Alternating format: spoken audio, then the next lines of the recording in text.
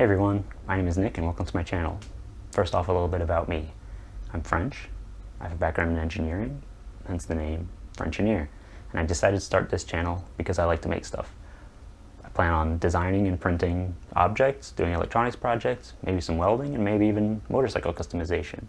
But the topic of today's video is my 3D printer.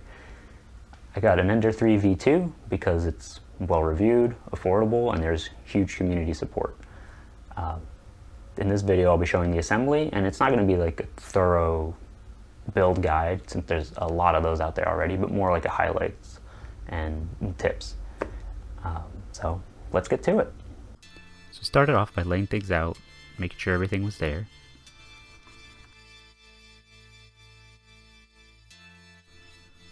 And to make sure I didn't damage the print bed, I removed it and put it off to the side.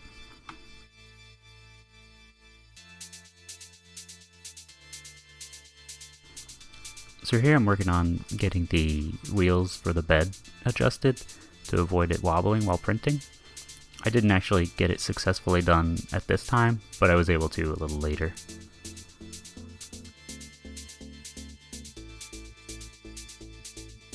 So here I'm checking the adjustment of the wheels. I want to make sure that they're snug on the guides, and you can see that it didn't quite work because the bed is still wobbling. And the reason you want to do that is so that during a print, you don't end up having vibrations carry into the bed.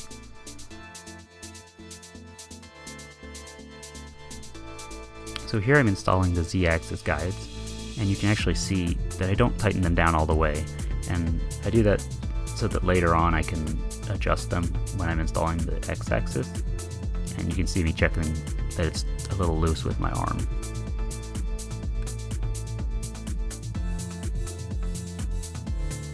So here I'm installing the Z limit switch, and I was initially trying to slide it down the groove, but it turns out you can just slide it in from the side and tighten it up.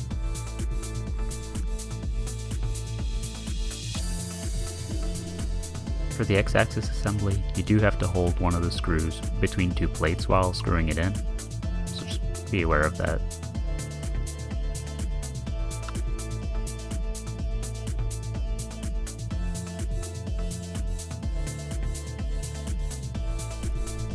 So here I'm installing the filament guide for the hot end.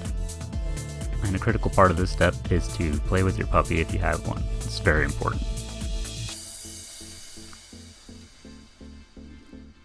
And once that's done, just tighten it up.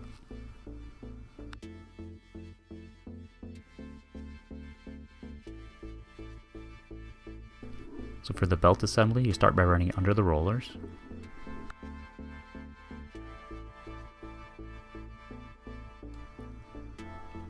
And then you pass it through the stepper gear.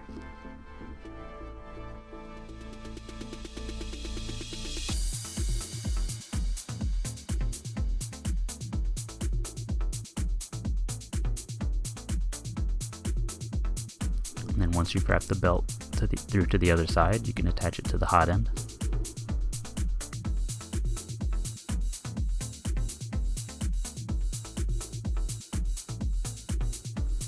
Adjusting the tensioner took me a little while. Initially I didn't line it up properly, like I had it completely sideways, so I had to restart it. But if you take your time, you'll be able to get it right pretty easily.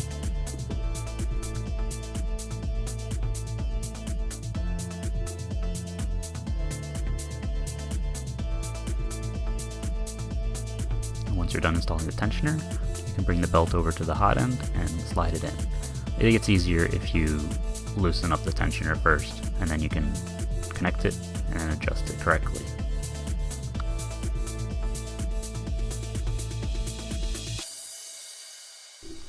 So when you're ready to install the X-axis, you want to make sure you align the Z-screw properly and the wheels onto the guides.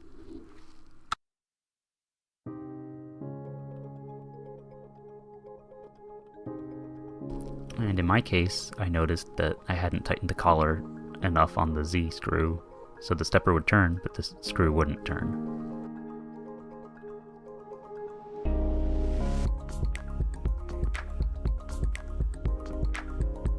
So here I'm tightening the collar, just so that when I go to print, the hot end will actually move up and down, and I can actually print.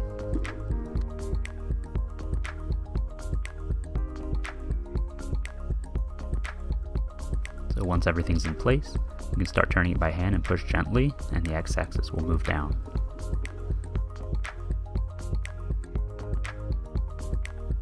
So here I'm installing the top crossbar without tightening it all the way. Then moving the x-axis down to the bottom, I tighten the z-axis guides. So here I'm checking the alignment of the x-axis, and so I'm loosening it up to make sure it's perfectly level relative to the frame.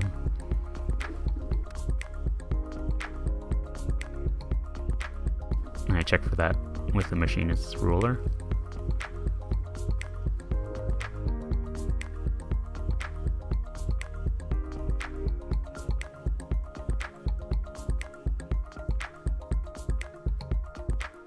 And here I'm tightening up the x-axis bracket once it's adjusted and level.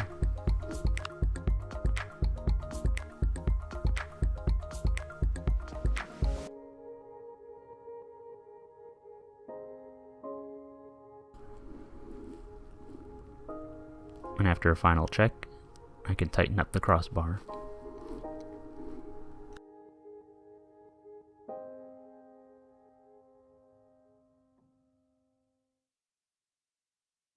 And here I'm making final adjustments to the bed to make sure that it's not loose anymore.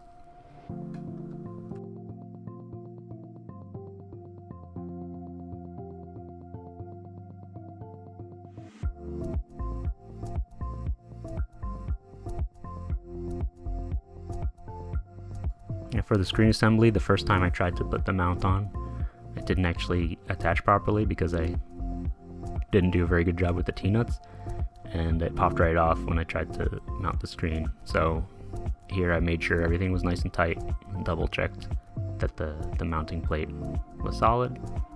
Then all you need to do is connect the cable to the screen and then slot it in.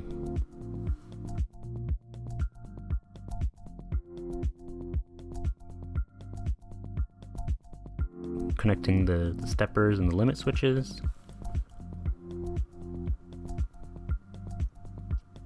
Most of them are very easy to access. The one for the X limit is a little more difficult, but you know, if you fit your finger in there, it's not too bad. So here I noticed that some of the cables were a little loose, and I figured that zip tying them together would keep them out of the way.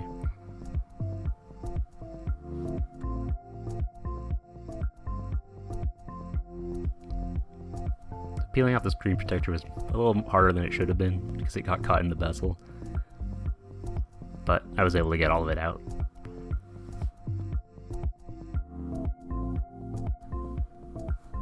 And to install the plate, made sure the bed was clean, line it up, and put in the first clip,